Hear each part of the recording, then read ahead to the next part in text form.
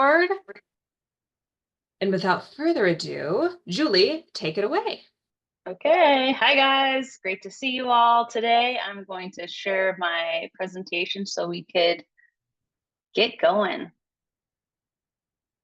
Okay, and then let me make it big. Sorry, so many things. You're doing great. There we go, let's get it up. All right, you guys are here. We're gonna talk about graphic design essentials for small business success. And yes, I'm Julie Bonner. The goal for today is hopefully help you overcome some design challenges as a small business. As you can tell, graphic design is my passion. No, that's a joke. Graphic design really is how to visually convey information using typography, color, layout to effectively communicate your message. A little bit more about me. I am an Arizona artist and a mom.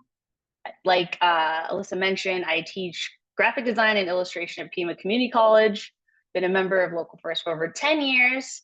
I sell my art in the Tucson Gallery and have also been helping Creative Mornings, the Tucson chapter, for over 5 years at this point. In the past, people knew me from designing logos. And although designing logos is really fun, it's not the only piece about a brand. And sometimes people confuse brand with logo design. A brand is even more, it's more about how your customers perceive you. Design is imperative. I should mention too that my background is in design. So I studied graphic design at Drexel University and later earned my MBA. Design is in all of these places I'm sure you're aware of. So brand identity systems, website design, pitch decks, marketing collateral, trade show graphics, video, digital ads, social media graphics, animation, and infographics. Some of the challenges I see for small business, and just you'll hear more about some of my businesses, include achieving a cohesive brand identity. Also, how do you balance appeal and aesthetics with functionality? And work with limited resources. And that could be budget, that could be time, especially all you solopreneurs, I relate to that. So I'm gonna share how to overcome some of these throughout this webinar. So design, I mentioned what design is, but design is so much more than I think you realize, and design is part of a whole process.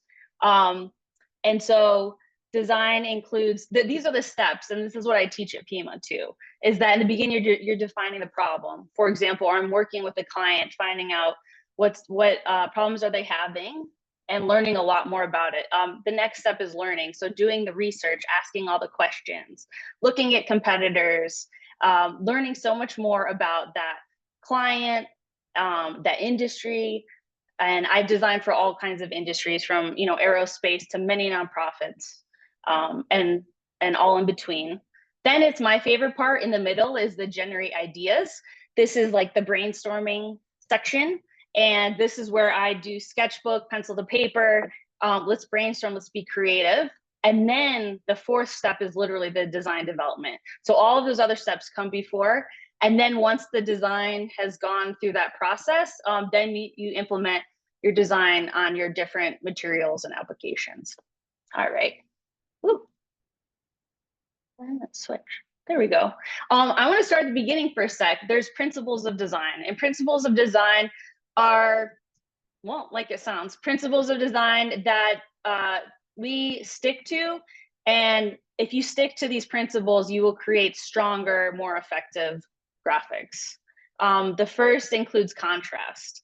And this is the great example from a long time ago, but using contrast is great. And sometimes there's a lack of contrast when you're designing work. And so that's one thing I think to always look at. Emphasis is another principle of design. Here you can see that they put this author right in the middle of the page and created this circle illustration right around him. So the emphasis is obviously on him, and then our eye goes down to the title. You can also create emphasis in your work by color or something different. And then also here's using typography as showing emphasis. The thing that's different is where our eye goes. Another piece, another principle is variety. So this is just sort of like a corporate sort of newsletter or like infographic, but they have a similar color palette, but they're using a variety of positioning in the page. And here's the second page. So there's similar items like the circles, but they're moving it around to give it a bit of variety and energy. Balance is a part of, there's two kinds of balances. This is a formal balance or symmetrically balanced, like invite. Formal balance can give this look of this is a nice wedding that we're invited to, and it's very formally balanced, versus this next example is an album cover. It's a little more edgy. It's balanced, but it's asymmetrically balanced. So one piece, sometimes if things feel off to you and you're looking at something designed, it may be the balance may be off. So think about, are you trying to be more formal with your balance or a little more informal? Rhythm and repetition are other principles of design. I love this old record cover. I like how creative they were using shapes and the repetition of shapes and just minimum color to show 2 pianos in 20 places. Movement is another principle of design. You can see this implied movement with the swirl of the lines, and pattern is another principle of design. The last one is unity, and sometimes this is a challenge. You can have unity of color. So this piece has unity of same color palette, also has unity of shape with the different circles. Unity is how, when you're looking through a magazine, you can an ad versus the ad over here. Hopefully that ad is unified in some way with their color or their typography. So unity is a really big one too. So I'm going to open it up to you guys for a sec here. I'm going to show you a few and type in the chat what you think may be challenging with this next piece. Write some things you're noticing with the design of this. And let me see how I can also see the chat, like when I'm in presenter mode. I don't know if I can. Let me see. Some of the responses are too busy. Oh, there we go. Yes, definitely too busy. Yes, too many fonts, Cheryl. Correct. Yep, and too many. And Chris says, holy font fest, Batman. Oh, and I love that Bevla said no focal point. Yes, those are all correct. So too many fonts, too many colors, and no real focal point in the hierarchy. Yep, you guys are good. Okay, let's look at one more. What is wrong with this? What principle of design should be used here? Yes, thank you, Michael. Yep, and Rocky, not enough contrast. Yep, so instead of that silver gray, how about make it white? Like let's be able to read the product, right? So step one, like legibility, and a lot of times for legibility, it's usually something's wrong with the contrast. And then here's another, okay, never mind. I'm gonna show you some good design too now.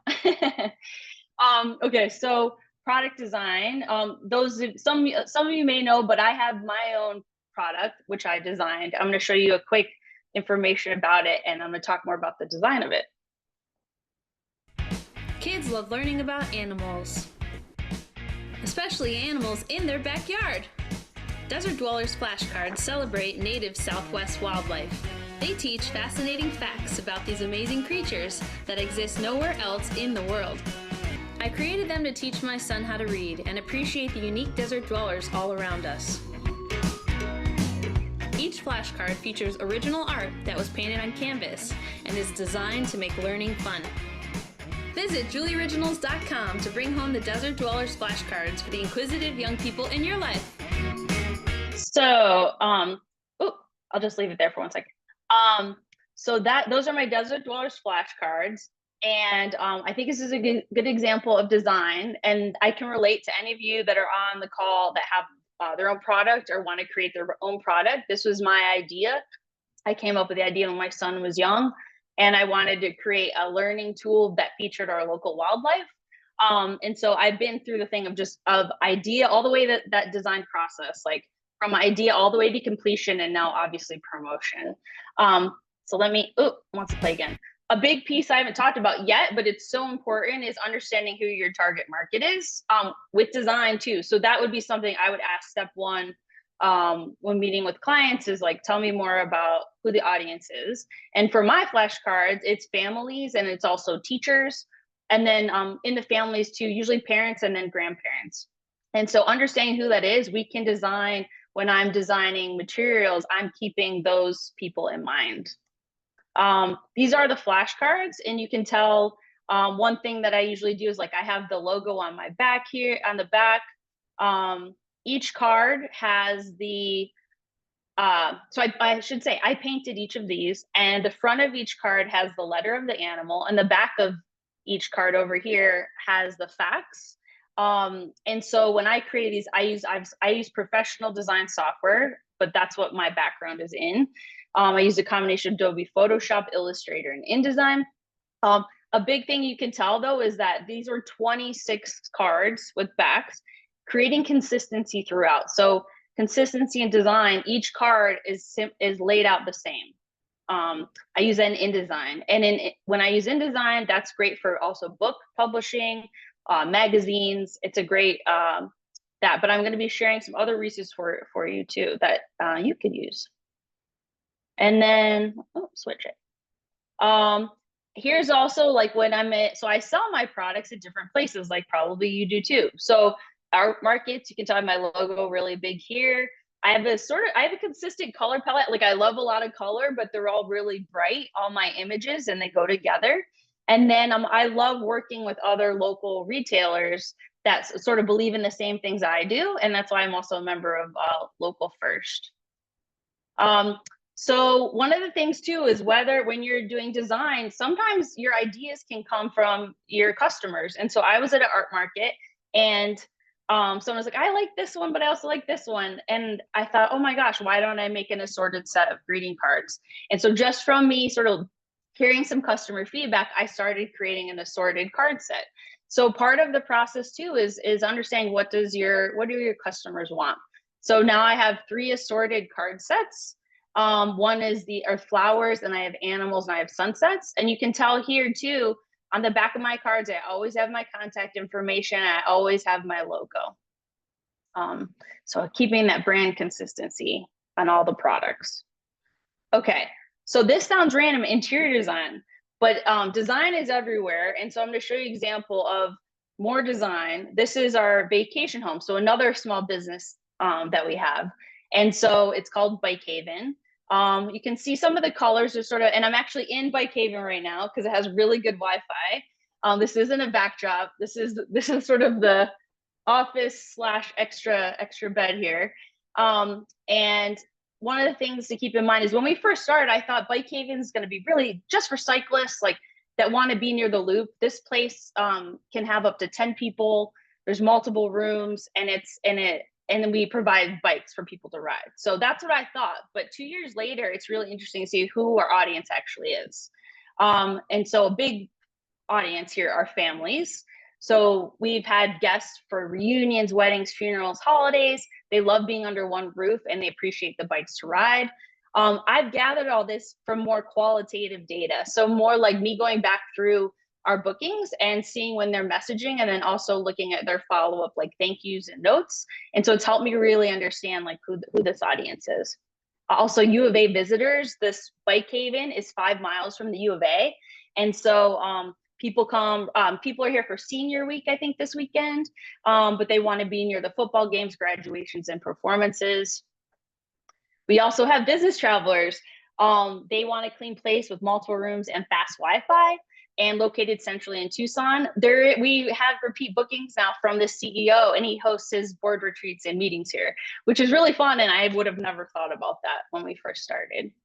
And then last but not least, the one that I thought of when we first created this was sort of like active lifestyle people, because we're just like right next to the loop over here. And the loop is where you can ride around Tucson. It's huge bike path. And also we've hosted cycling groups now from like New York City and Canada. And so it's been really fun to see, but this information's helped me now also when I'm writing copy for our place, making sure I mentioned University of Arizona, like getting that feedback loop happening where I can be like, oh, okay, on my flyer, I'm gonna make sure I mention these things when I'm designing the flyer. So target audience is so important, and then continually learning like who is your audience. These are just some pictures. You saw my art earlier, you saw the flashcards. In the first room that I designed, I did this prickly pear mural on the side, and then I took my flashcard art and I blew it up as like wrapped canvas prints for the room. And then also here I painted the mural of the sun. I wanted to bring the desert and bike into the house. And so each room has its own theme. And from like a design perspective, this has been really great too when I'm advertising this on Airbnb or VRBO, showing all these different rooms. If every room looked the same, guests may not realize like, oh my God, there's all these different rooms. So I love having a really striking difference between the rooms. And then this is the primary bedroom, and this is like a saguaro mural that I designed here. And keep going. There we go. Part of it also is like thinking about promotional material. So Jeff Sanders might be on the call here, and he's who I use for my water bottles. So I wanted custom water bottles to give to each of our guests with our brand on them. And he's been a Local First member for so long. And so he helped print these for me. And then on the back is the website. So thinking of where can you put your brand that you design. And then last but not least, I hope you share more info, Bike Haven, with any friends or family that need to stay in Tucson. This is our welcome book over here. And this is the logo that I designed that you see sort of consistently throughout anything Bike Haven related. How are we doing here? Let's see. Boom. Okay, here's some design tips. Okay, this is a joke. So use just one more font, please. Okay, so if you can tell, this is sort of a PSA about using too many fonts, just like those flyers that you saw. A good rule of thumb is sticking to like 2 to 3 fonts at the most.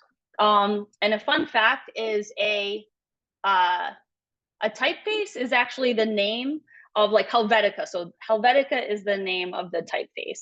And then Helvetica medium italic is what a font is. And so sometimes people use those interchangeably, but that's the difference between a typeface and a font. I love this slide. This shows you just how different fonts evoke different feelings and choosing the right font for what you're trying to do. And so you can see for like at the top here, Minion Pro, like they wrote the word traditional with it. So if you want a traditional feeling, maybe try these fonts. If you want something more personal, creative, elegant, try Snell Roundhand. If you want something modern, you could use Gotham or Futura. So there's so many fonts out there. I know it can be overwhelming, but whether it's Adobe or My Fonts or whatever, they really have organized things by category. So you can type in like clean, funky, whatever, and it does help you narrow down depending on what you're trying to do. Okay, another tip, and I teach this at Pima also, is playing with font combinations. And so when you're choosing fonts, opposites attract. And so you can tell right here, so I'm gonna point to the Playfair display, that is a serif font. I love the descenders of the Y, but then below for the body copy, it's a sans serif font. So 2 different totally fonts, but they pair well together. And then opposite can be said, well, this is Railway, this is a sans serif font, pretty clean. And then more of a serif traditional looking body copy font. And this really works well together. So think of in your mind, opposites attract when choosing fonts. And notice that's only 2 fonts too. Okay. Just wanted to show you using typography and size, and people mentioned hierarchy earlier. This is like a really plain business card on the left, but by using a different font for the name and playing with size, how much more dynamic, and the hierarchy as we read her name first, and then there's the other contact info we can easily see. So just some things to think about. Ooh. Here we go. So one of the challenges for small businesses is having cohesive brand identity. And one of the ways to, there's a little more to that. So that can be, you have a lot going on, but it's hard to tell sometimes if all of this is your business or all of your product. Maybe the colors aren't matching up. The fonts aren't quite the same. There's just there's not a real guideline or structure. One of the things that can help you, and it's something to think about depending how far along you are with your business, is creating like a simple style guide. So you can hire a designer to help you with this, or some things you could start thinking about too is just, are there certain fonts that you generally use? Are there colors that you tend to use a lot? And start putting those down on a piece of paper, gathering that info. And especially in the future, if you have help with your own business, that helps give the person helping you guidelines to keep brand consistency with that. Okay. So these are some Local First Arizona members that I found that I think are doing a great job with brand consistency. This tequila brand here, this is their homepage. I love this color palette. They're using this warm color palette. The fonts, very legible, but also have style. Great shots of their products. Once again, they're using this font down here. And then here's the next page of this one. Same thing, the warm color palette, the great fonts, playing with hierarchy. Oh, and look, it's really obvious. If I like this, I should add it to cart. So I think this company is doing a great job. Another one I found is, oh, and this is one more. This is their social media. So they're also using this warm color palette down here. Looks really nice, and also actually consistent on their highlight images here. This is on their Instagram. And then I like this one. I think Berry Culture's out of Tucson. And I love the logo, but also the color palette they use for this whimsical colors and whimsical photos for their products for kids. And totally different than the tequila brand. But like, look at the colors, the consistency on this. I think they're doing a great job too. Okay. Social media, it's a whole thing. And obviously, there's all these places that you can design graphics for and use. It really depends on your type of business. For the flashcards you saw, like probably like more Instagram, Facebook makes sense for my audience. But like, for example, a tech company that I work for, like LinkedIn, was where I was putting a lot of energy and attention to the design and marketing. So it just depends on your type of business, but there's so many options. With organic posts, what works well, there's so many sizes you can do. Let me see if I show here, best practices. With a square format always works well, and it actually works across various platforms really well. So if your time is limited, I think a square one works really well. Another thing is, I wanted to show this coffee company out of Scott Phoenix does a nice job, especially with their reels. And so for their organic posts, they make sure to shoot their video in the 9:16 vertical format. And you can tell they get a lot of reach, views, and interaction with their reels. I appreciate also the beautiful sort of like photography video that they're taking of their products. And I think they're also making it fun. They have some humor and some creative ideas in their posts. The platforms really, they reward you if you shoot video in the native format. So for Instagram will favor reels. And I've done that. I've tried that with Bike Haven. I've done like normal posts, and then I've done some reels. And the reels just take off so much better than the posts at this point. So experiment. If you haven't tried with the reel, try it. And I can tell you resource in a little bit too on that. Another challenge I see with small businesses is balancing the appeal with functionality. This is a good example. I think this Freaky Foot Tours, they're out of Flagstaff. They're a Local First member. I really appreciate how they have this sort of a handwritten, edgy look, but the book now over here is really obvious. Like, it's bright red. I know what I'm supposed to do if I'm interested. And then I feel like this is on another page as you're learning about their different tours. They have a feel, they have this aesthetic, but they also really make it obvious the call to actions. These book nows are really obvious. Book now for this store.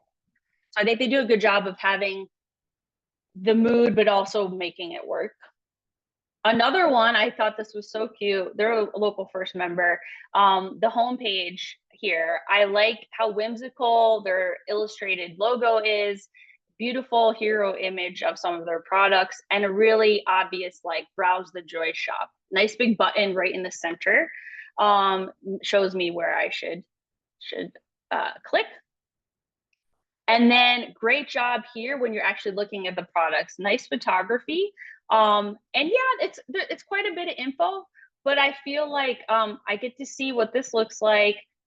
And then next I see the name quite large.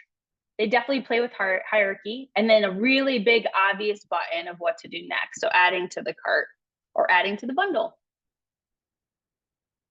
And I wanted to show this too. This is one of their social media posts. I appreciate the nice image of like a dog with their products, nice big headline in their fun font that they use throughout their design. And join our thing. And then at the right is sort of, I took a screenshot of like, you know, what they include in there. I also think it's fun. They use emojis. That's a great way to break up text in a long post if you're trying to show a few things. So great job. With paid posts, what did I have here? Some best practices.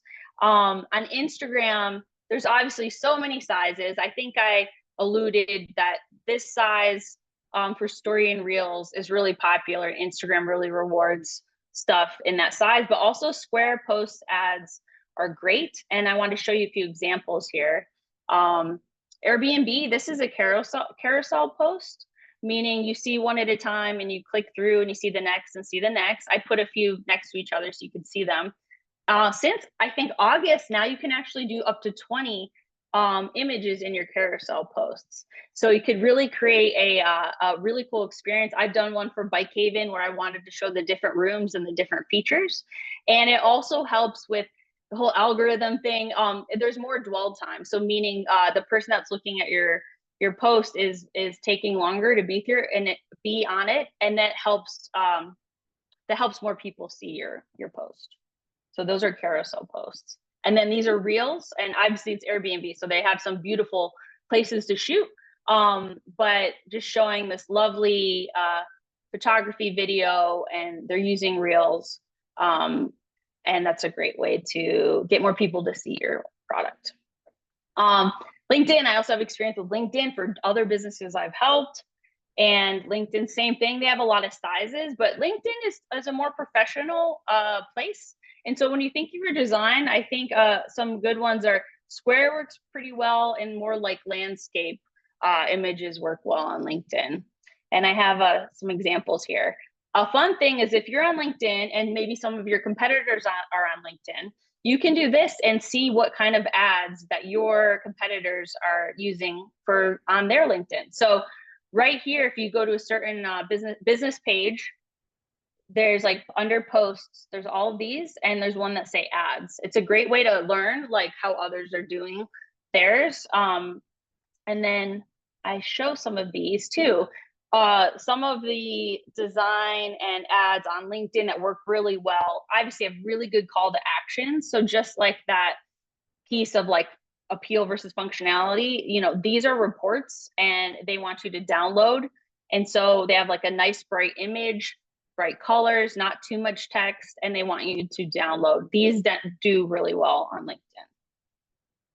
Okay, last but not least, an obvious challenge that small businesses have is limited budget and resources. It could be time, it could be money. I'm going to show you some resources that could help you if you do this yourself. And then I can also talk to you in the Q&A too about if you work with a designer, some of those best practices. I like Adobe Express, but Adobe Express and Canva are similar. Adobe Express is free. It's now a standalone free product. I use it. It's a part of my Adobe Creative Cloud, but they have Adobe Express has a free version people can use, and then their premium version is $9.99 a month. I like it. I'm going to show you some examples of that. Let's see. they also have, you know, where I can have my different brands in here, like set the logo, set the colors. I use Adobe Express for social media. So obviously I use Photoshop, InDesign, Illustrator for like when I'm doing professional graphic design, but I found things like Express or something like a Canva is great for creating content for social media. And if you want to do something fast, these are literally screenshots off my phone. So I can design on my phone if I need. And then last but not least, this is like, I can do a short little video actually in Express. This is a recap for a conference that I chaired. So really cool features, accessible and pretty easy to use. Another resource with Adobe is Adobe Rush.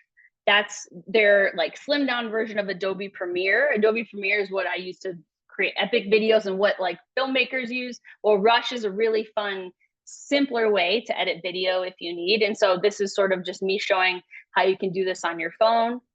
And then this is how, if I'm using Rush on my desktop, how you can see that. You can just see it's pretty simple. Way different than Premiere. Premiere, there's a lot that you can do. Whoops. So let's see here.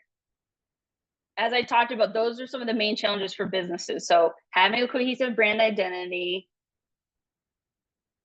balancing appeal with functionality, and then having limited budget and resources. I hope that I've given you a few things to think about as far as all of these, and I'm happy to take your questions in a sec. I want you guys to remember, I love this quote, that it's through mistakes that you actually can grow, and you have to get bad in order to get good.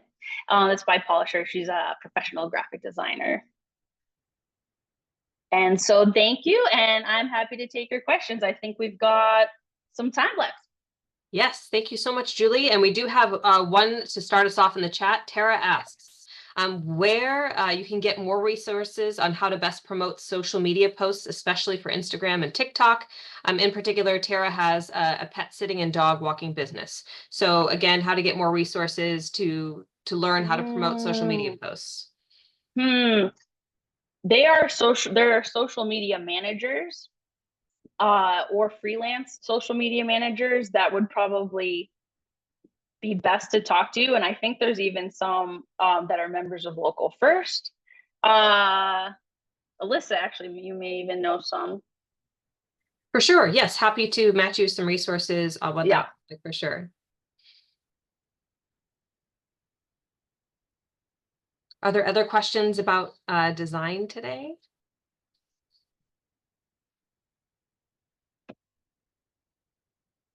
Here we go.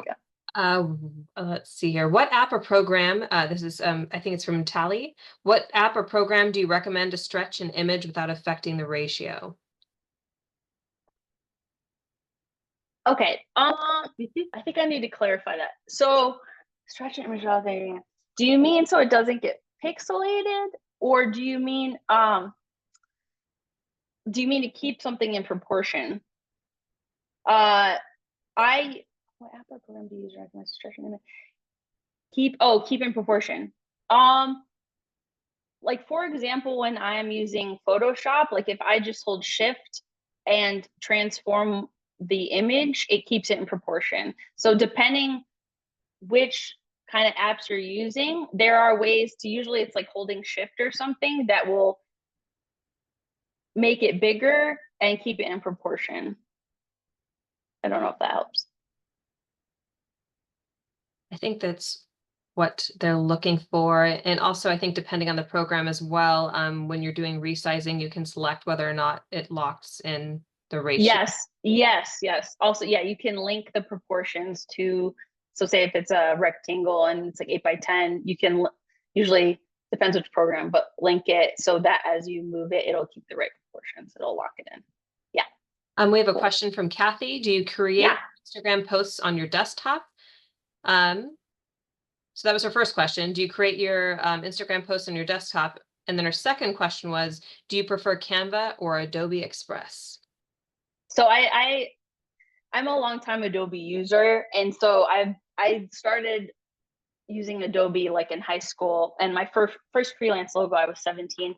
And so I'm a big Adobe user. That's why I use Adobe Express. I heard Canva can be similar. So, and I'm not paid by either to talk about them. But I appreciate too that Adobe Express has now made a standalone version. Like you don't need to have an Adobe Creative Cloud subscription to have Adobe Express for free. I think that's really cool. And I think they're doing more and more features that are giving Canva a run for their money on Express. And then and there was another part of that question.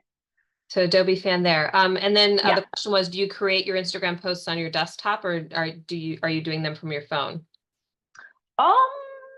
Sort of a blend. I feel like sort of a blend. Like for example, we had a gem show booking last year, all of a sudden back out. And I was like, I need to fill these, I want to fill these dates like soon. And so just on my phone, in Adobe Express, I created a special graphic with gems for the gem show, just using Adobe Express and then getting it posted really fast up on Instagram. So it's super possible to use tools like that from the phone. And I think there's something about having that quickness, like especially like that event recap I did. I was at an event and then quickly like took my videos and like put them in there, and because I wanted to be quick. I wanted to be quick to like the event just finished and I wanted to get it up there and say thanks to everyone. And so there's really, it's so cool nowadays that we can do so much on our phone. Thank you. Yeah. Can you, this is from Mark. Can you suggest any tools to create color palettes, or do you just do them by eye? Chris would be a good one to answer this. Adobe, is it still called Cooler or Color? Is a good one. And then one of my web design clients, I do web design too. They're using a really good one. I can't remember what it's called. Coolers. There it is. Thanks, Chris. Coolers.uk is it's really great for color palettes. And you can find color palettes or coolers.co. Cool. And you can find color palettes. You can even take an image that you love. Like pretend I took a sunset image and I want to sample colors from that. You could upload it into Coolers and like pick an awesome palette based on that. So it's a good resource. Thank you. Jackie has a question. In particular, they have issues with Canva files being legitimate for the printer. Can you speak to this? So legitimate error. Yeah. It sounds like I don't really use Canva. Legitimate probably means it's low resolution. And I'm guessing in the printing world, we want our file resolution to be 300 DPI. And maybe there's something with the Canva files are too low resolution. And so the printer is worried about printing that, and that it may show up pixelated. So that may be what they're bringing up. And I know you can speak in particular to Adobe, but are there features to help improve the resolution within those programs? For me, normally it's like that happens when you're setting up a file. Okay. So like if I'm in Adobe or whatever, I make sure that I'm choosing that this file will be for print, which will usually be a resolution of 300 DPI, versus when we design stuff for websites, it's more around 72 DPI. The difference may be that you're trying to, you started off designing something pretty low res, and then you're trying to either make it bigger or trying to print it out, and it may look pixelated. So tip would be starting off at a higher resolution and setting that from the beginning. And so whether it means you just have to create something bigger, or if there's settings in the programs you're using where you can make sure that it's as high resolution as possible. Thank you. And then Michael, did you have a question? I see your hand is raised. Yeah, I did. Thanks, Alyssa. Thanks for being here, Julie. Sure. That last quote on the previous slide really spoke to me. There's this need to make progress in design, to experiment. And as business owners, sometimes we can put a lot of pressure on ourselves to make that first impression really perfect. So can you speak to a little bit of how you've had to grow into your design and what that took? Yes. This might be, I don't know how many people can relate, but so I studied design in college. And so I had 4 years of a bachelor's learning all of this. And so that helped. But as far as how I think that can relate to, I'm sort of 20 years now doing this. And I think some of the things that I see include keeping things simpler, trying to give, I didn't talk about it as much, but like actually even on this last slide, I kind of a lot, it's a little busy for me actually, but I wanted to give people an Instagram or LinkedIn connection if they want to connect. But having white space around your work, like less is more, I think is a great thing to learn with design. And so I think sometimes just like some of those flyers I saw, people want to cram in just like so much, and you want to give their breathing room so that people can actually take in what you're showing, and then hopefully wanting to learn more. And so you don't need to usually have everything all up on there because it's too much and people don't know where to look. So I think one is that, and that's helping me sometimes helping guide clients in that way too, of hey, is there any way we could reduce this text a little bit, or can we make this 2 pages versus 1 page? Yes, and I like that. My teacher always told us, let your design breathe. So I think that's a good thing. Over time, you really learn. And then one other thing, Michael, with like my design process is, I think in the beginning, when I was working with clients, one thing was I used to feel like it had to be perfect before I would show the client. Like, okay, it's got to be perfect because they're going to judge me. If it doesn't look perfect, they're going to think I'm horrible and terrible. And with years of experience, I've learned it's a lot better to sort of, as you have your concepts down, and they could still be sketched, or just like not fully finished, but I want to check in, hey, are we on the same page here? And I think that's something with the design process that as you do it more, you learn to show some work sooner just to make sure you're going down the right path versus designing something and being totally off track. Thank you. Thank you. Good question. When businesses are reaching out, maybe their first time to working with a graphic designer, what are a couple of the things that they should prepare beforehand, or perhaps a couple of the questions they should ask when selecting a graphic designer for their business? I love that. I think I'm trying to think of some of the first things that I ask when I'm talking with someone new is I'm trying, number one, just to learn more about their business. And so I usually, like, especially if it's a logo design from the beginning, I send like a questionnaire. And so I sort of help with that process too, of like, these are some things I want to learn about you before I design this whole new logo for you. And so that research part really helps give context so that when we do meet, so I send that before we actually meet, it gives me context coming into the conversation. So I think that's a step. So if your designer isn't asking for that, maybe prepare those kind of things. So I ask, like, tell me more about your product or service. Who are some competitors? What's your goal in 5 years? When I'm designing a logo, I want to know, what 3 things do you want people to think of when they see your logo? What are 3 keywords that you want people not to think of when they see your logo? And so just asking these questions from the beginning, like, really helps get me sort of on track. I think sometimes there's a misconception. This is a good one. People sometimes are like, have you ever designed a logo for, and it could be like so specific. It could be like, have you ever designed a logo for seltzer waters? And you're like, no, but I can. I think that's one thing for the general public to keep in mind, is that a good graphic designer doesn't have to exactly design the specific thing that you need. A good designer will ask you all those questions and learn way more about your business, and do that research so that they're up to speed with you.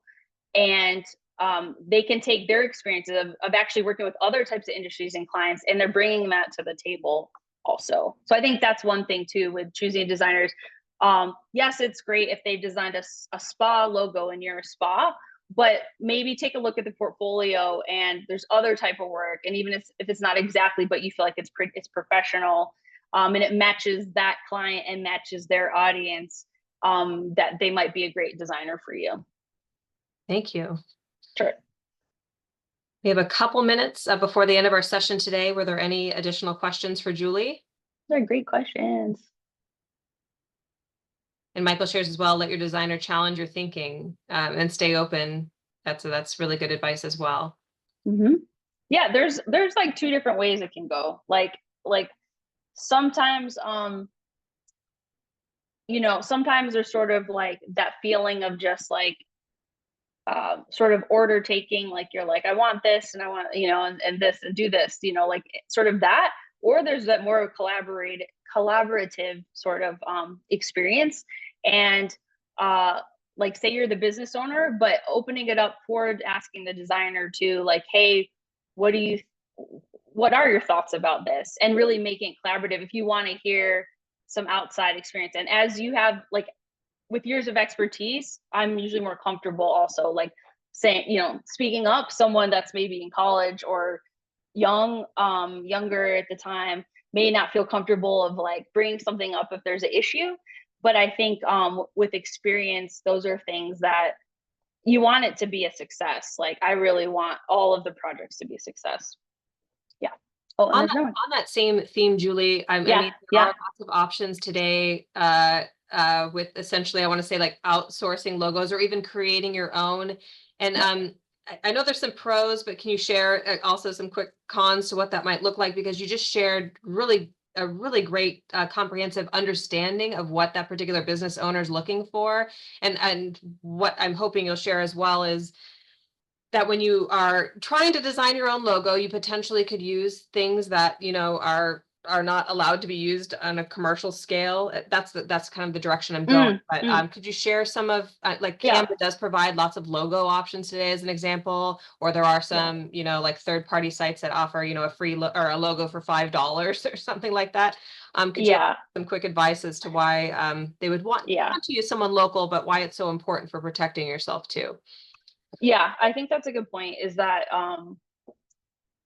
I'd say especially a logo, you want to start things off on the right foot, and you want to make sure that what is being created for you is different than what's out there, and it's not a ripoff. And there's way too much of that happening nowadays. And just taking sort of clip art from Canva and saying that's your logo, it's not going to work, and it's not going to hold up. And so it's worth, I think, investing, especially for logo, of having something unique for your brand. And you're also setting the tone for like your future materials. And I showed in the style guide, you know, that's something a designer can do. A style guide is, if you guys want to see on my website, juliebonnerdesign.com, I did a rebrand for Greater Tucson Leadership. And so they had an existing logo. They've been around for many years, but I did a refresh of their logo. And so it's a new design. And then also I created the style guides for them. It was part of this big package that I did for Greater Tucson Leadership. And so I think sort of getting it done like that way really sets them up for the future. And it's great. They don't need anything from me right now. Like they're running with the logo I designed. It's on all their social media graphics. They made stickers and shirts and like, you know, it's everywhere. But they invested in like having a unique logo for their specific like organization. Sure. Thank you, Julie. And Rocky added, this is on the same theme. Rocky says he has some graphic design experience, ideas of what they want to do for their logo, but feeling a little out of their depth. And want to know, do you recommend paying thousands for a good logo, even though I'm not sure? I mean, the business is just getting started. They might not have those funds to invest, you know, thousands of dollars of building the brand. I mean, what do you recommend to get started when it comes to a logo? Yeah. I'm sort of seeing like two parts of that. Sounds like you have some graphic design experience. You know, one thing would be like, if you want to talk to me or reach out to someone else, if you have like a concept already created, but you just need it created professionally. And what I mean by that is like, I use Adobe Illustrator, which creates vector line art, meaning like I can scale up my logo to like be on a billboard, and I can have it really small on my business card, and it's going to look sharp and great like every time. So for something like that, so say you have an idea, you know, that can help cut costs down if you already have a concept and you're trying to put together, okay, well, sounds like you're good. That can sometimes, but I think it's really speaking with someone personally and seeing if they can work with you within your budget. And it obviously costs more to if someone doesn't have an idea yet and they really need that initial help even coming up with concepts. And I do mind mapping and brainstorming and stuff, versus you have an idea, you just need it help design this out looks, that obviously will help bring the cost down. I don't know if that helps.